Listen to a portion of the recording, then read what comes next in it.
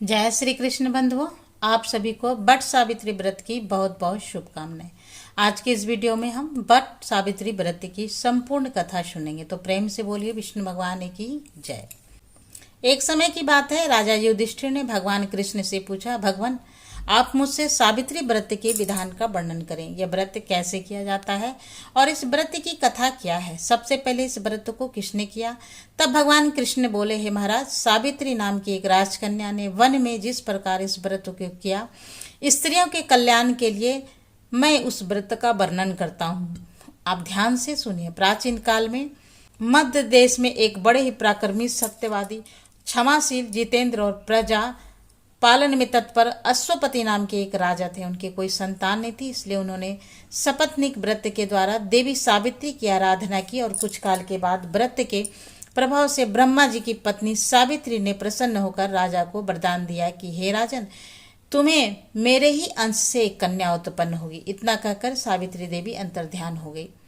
कुछ दिनों के बाद राजा को एक दिव्य कन्या की प्राप्ति हुई। वह कन्या सावित्री देवी के वरदान से प्राप्त हुई थी, इसलिए राजा ने उसका नाम सावित्री ही रख दिया। धीरे धीरे वह कन्या बड़ी होने लगी और विवाह योग्य हो गई। सावित्री ने प्रभु जी के उपदेश से सावित्री व्रत को किया और एक दिन व्रत के बाद वह अपने पिता के पास गई और प्रणाम करके बैठ गई। तब पिता ने सावित्री को विवाह योग्य जानकर आमत्य से उसके विवाह के विषय में मंत्रणा की, पर उसके योग्य किसी भी श्रेष्ठ वर्ग को ना देखकर पिता अश्वपति ने बेटी सावित्री से कहा कि हे पुत्री, तुम वृद्धजनों और अमात्य के साथ स्वयं ही अपने अनुसार कोई वर ढूंढ लो। पार्वती पिता की आज्ञा स्वीकार करके मंत्रियों के साथ चल पड़ी और सुलभ काल में ही राज ऋषियों के आश्रम, सभी तीर्थों और तपोवन में घूमती हुई वृद्ध ऋषियों का अभिनंदन करती हुई वह मंत्रियों सहित पुनः अपने पिता के पास लौट आई। तब सावित्री ने देखा कि राजसभा में देवऋषि नारद जी बैठे हैं। सावित्री ने देवऋषि नारद और अपने पिता को प्रणाम करके कहा, हे महाराज, साल्व देश में ध्रुवसेन नाम से एक धर्मात्मा राजा है। उनके सत्यवान नाम का एक पुत्र है जिसे मैंने वर्ण किया है। सावित्री की बातें सुनकर देवऋषि नारद कहने लगे कि हे राजन, इसने बाल्य स्वभाव से उचित निर्णय नहीं लिया है। यद्यपि धर्मतलाय भारी दोष है। आज ही के दिन ठीक 1 वर्ष के बाद उसकी मृत्यु हो जाएगी। देवऋषि नारद जी की बातें सुनकर राजा ने सावित्री को कहा, किसी और वर को ढूंढने के लिए कहा। तब सावित्री कहने लगी कि राजा की आज्ञा एक ही बार होती है, पंडित जन भी एक ही बार बोलते हैं और कन्या भी एक ही बार दी जाती है। ये तीनों बातें बार बार नहीं होती। सत्यवान दीर्घायु हो या अल्पायु हो, निर्गुण हो या गुणवान हो, मैंने तो उसका वर्ण कर लिया है। अब मैं दूसरे पति को नहीं चुनूंगी। उसका पहले विचार पूर्वक मन में निश्चय कर लिया है और जो वचन कह दिया है जाए वही करना चाहिए। इसलिए मैंने जो मन में निश्चय कर लिया है, मैं वही करूंगी। सावित्री का ऐसा निश्चय युक्त वचन सुनकर नारद जी ने कहा, हे राजन, आपकी कन्या तो यही अष्ट है, तो इस कार्य में शीघ्रता करनी चाहिए। आपका यह दान कर्म निर्विघ्न संपन्न हो। इस तरह कहकर नारद मुनि तो स्वर्ग को चले गए। तब राजा ने शुभ मुहूर्त में सावित्री का विवाह सत्यवान के साथ कर दिया। सावित्री भी मनवांछित पति पाकर बहुत प्रसन्न हुई। दोनों अपने आश्रम में सुख से रहने लगे, परंतु नारद मुनि की वान सावित्री के मन में खटकती रहती थी। जब 1 वर्ष पूरा होने को आया, तब सावित्री ने विचार किया कि अब मेरे पति की मृत्यु का समय समीप आ गया है। यह सोचकर सावित्री ने द्वादशी से 3 रात तक व्रत ग्रहण कर लिया। वह भगवती सावित्री का तप, ध्यान, पूजन करती रही। उसने निश्चय कर लिया कि आज से चौथे दिन सत्यवान की मृत्यु होगी। तब सावित्री ने 3 दिन रात पूरे नियम से व्यतीत किए और चौथे दिन देवताओं और पितरों को संतुष्ट करके उसने अपने सास और ससुर के चरणों में प्रणाम किया। और सत्यवान वन से लकड़ी लाया करता था, उस दिन भी वह वन से लाने के लिए जाने लगा, तो सावित्री भी इसके साथ जाने लगी। इस पर सत्यवान ने सावित्री से कहा कि वन में जाने के लिए अपने सास ससुर से पूछ लूं। तब वो पूछने गई। पहले तो सास ससुर मना करने लगे, पर सावित्री के बार बार कहने पर उन्होंने जाने की आज्ञा दे दी। दोनों साथ साथ वन में गए। सत्यवान ने वहीं पर लकड़ी काटकर उन्हें बांध लिया, परंतु उसी समय उसके सिर में असहनीय दर्द होने लगा। तब उसने सावित्री को कहा कि हे प्रिय, मेरे सिर में तो बहुत दर्द हो रहा है, मैं थोड़ी देर विश्राम करता हूँ। तब सावित्री अपने पति का सिर अपनी गोद में लेकर लौट बैठ गई।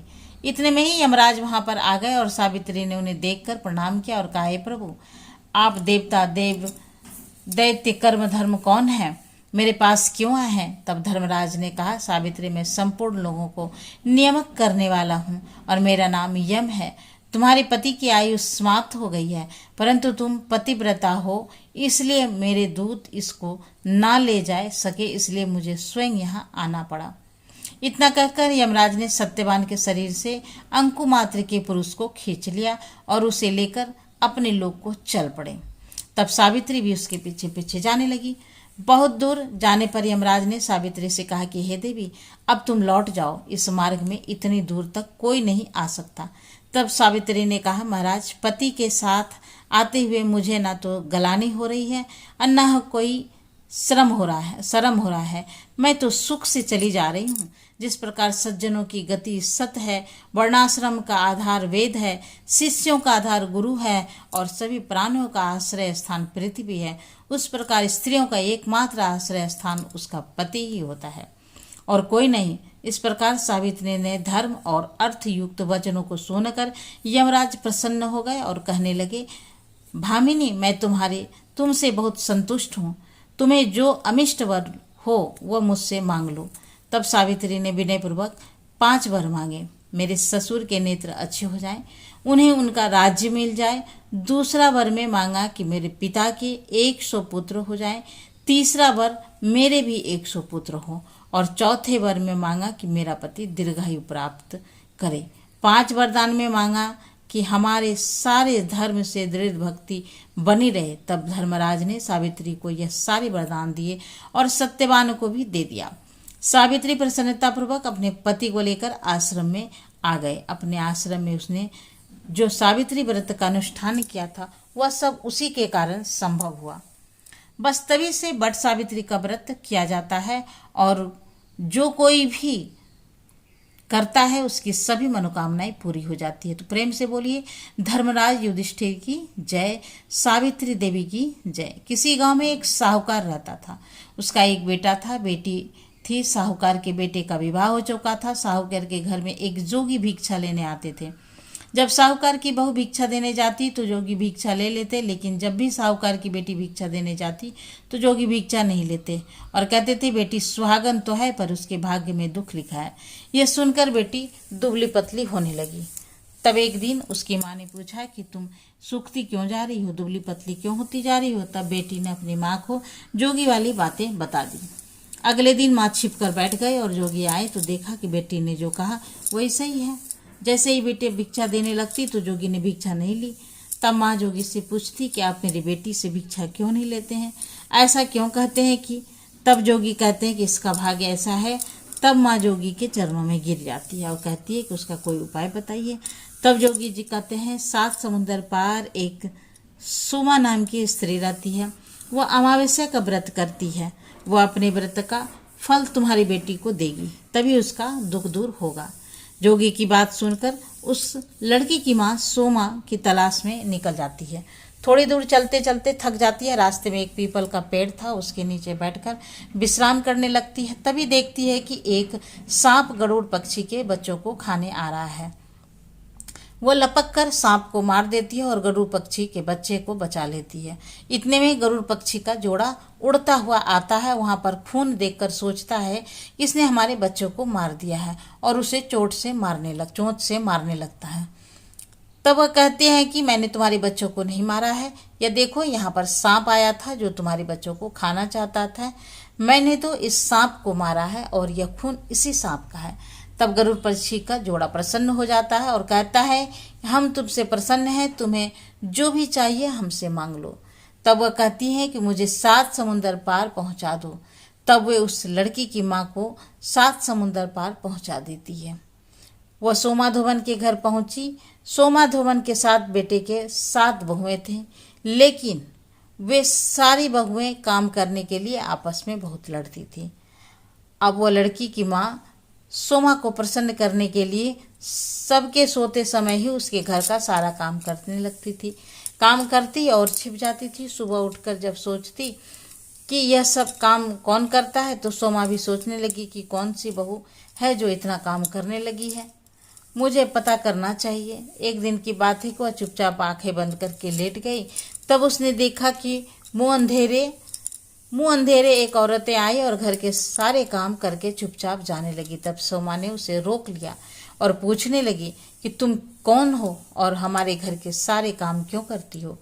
तब उसने अपनी सारी बातें बता दी और सोमा से विनती की कि आप अपनी अमावस्या व्रत का पुण्य मेरे बेटी को दे दीजिए, उससे उसका दुर्भाग्य दूर हो जाएगा। तब उसकी बातें सुनकर सोमा तैयार हो जाती और कहती है कि तुम जाओ और बेटी के ब्याह की तैयारी करो, मैं विवाह के दिन आऊंगी। अब उस लड़की की माँ बड़ी खुशी खुशी अपने घर लौट आती है और माता पिता बहुत खुशी खुशी ब्याह की तैयारी करते हैं।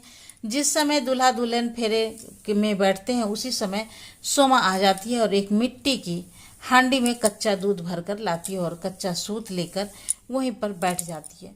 थोड़ी देर में ही एक सांप आता है और वर को डस लिया, तो सोमा उसे दूध पीने को देती है और हांडी में सांप को डालकर कच्चे सूत से बांध देती है। इस सब को देखते ही वर की सांप को देखते ही मृत्यु हो गई। सब बड़े दुखी हो जाते हैं। जब सोमा वर के ऊपर सुहाग की छींटे डालती है और कहती है कि मैंने आज तक जितनी अमावस्या के व्रत किए हैं उसके सारे पुण्य इसे मिल जाए तो यह जीवित हो जाए। इसके बाद जो भी मैं व्रत करूंगी उस व्रत के फल मेरे पति को मिले। सब देखते ही सोमा के ऐसे कहते ही वह दूल्हा उठकर बैठ जाता है। सोमा लड़की को और उसके वर्ग को आशीर्वाद देती है और अपने घर जाने लगती है। तब लड़की की माँ कहती है कि मैं आपको क्या दूं। सोमा कहती है मुझे कुछ नहीं चाहिए, बस एक मिट्टी की हांडी दे दो। उस दिन अमावस्या का दिन था। रास्ते में सोमा पीपल के पेड़ के नीचे रुकती है और हांडी के 108 टुकड़े करती है और पीपल की 108 परिक्रमा करती है और उसके पास उन टुकड़ों के पीपल के पास ही जमीन में रख देती है। जब वह घर पहुंचती है तो देखती है उसके पति की मृत्यु हो गई है और उसके शरीर को तेल से डुबोकर रखा गया है। तब सीमा अपने पति के ऊपर सुहाग के छींटे मारती है और प्रार्थना करती है कि मेरे अमावस्या के व्रत का फल मेरे पति को प्राप्त हो। और इतना कहते ही उसका पति भी जीवित हो जाता है। और उसी समय जोगी आते हैं और कहते हैं कि अमावस्या का व्रत करने से बाद कुछ दान भी करना चाहिए और तुमने व्रत तो किया है पर दान नहीं किया है, तो मुझे दान दो। तब सोमा उसे पीपल के पेड़ से नीचे ले जाती है और जहाँ उसने मिट्टी के हांडी के टुकड़े दबाए थे उन टुकड़ों को निकालती है और इतने में सारे टुकड़े सोने के हो जाते हैं। तब सोना जोगी से कहती है कि आप उसमें से अपना भाग ले लो। जोगी उसमें से चौथा हिस्सा ले लेते हैं और सोमा से कहते हैं कि 3 हिस्से तुम जितने अपनी इच्छा से जिसे देना चाहती हो उसे दे दो। तब जोगी नगर में जाकर सबसे कहते हैं अमावस्या का व्रत सभी को करना चाहिए। जैसे सोमा ने उस लड़की को वर दिया, उसका सुहाग जी उठा, सोमा का पति जी उठा, ऐसे ही अमावस्या माता सभी को अमर सुहाग देना, सभी की मनोकामना पूरी करना। बोलिए प्रेम से अमावस्या माता की ही जय। तो ये थी सावित्री की कथा और अमावस्या की कथा।